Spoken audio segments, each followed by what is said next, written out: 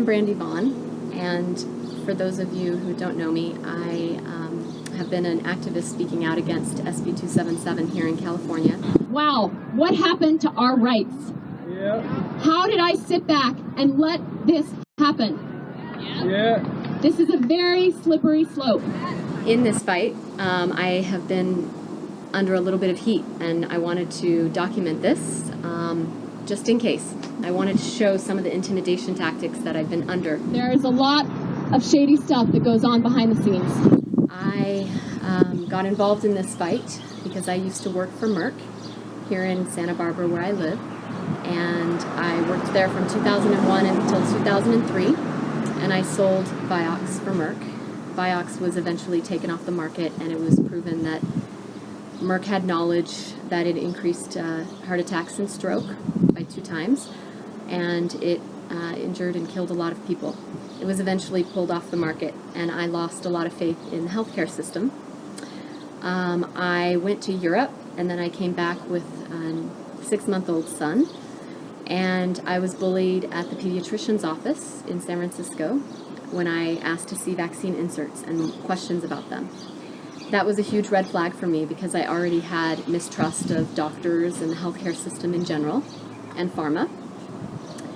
And so I did a lot of research, and that was 4 years ago, and that was where my vaccine research started.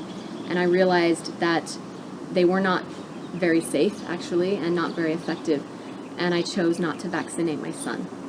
So when I heard about SB 277 in California, I decided that it was important that my voice was heard and that I was speaking up against it and part of the fight. So when I made that decision 3 months ago, I know that I knew I was going to take some heat for it, but I wasn't quite sure how much heat. And so I'm making this video today to describe the intimidation tactics that have been used against me to try and silence me.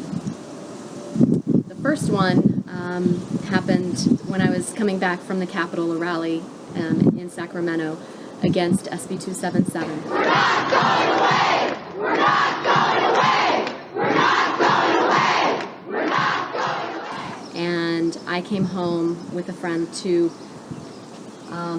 my hide key being on my doorstep, open to the key. And the story behind this was a year ago when I bought my house, I hid that deep in the bushes, and 6 months ago I had looked for it because I thought, well, it's probably not a good idea to have a key to my house right outside my door. I couldn't find it, but when I came back from Sacramento, that one time, it was about 2 months ago, that the key was on my doorstep, open to the key.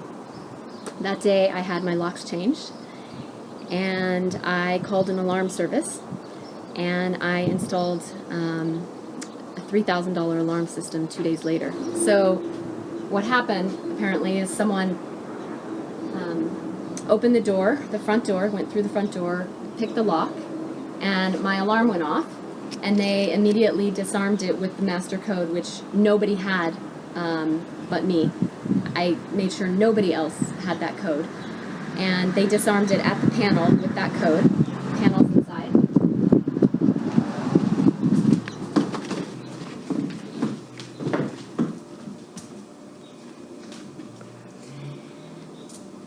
According to the alarm company, at 3:45 in the morning, somebody entered in through the front door, the alarm went off.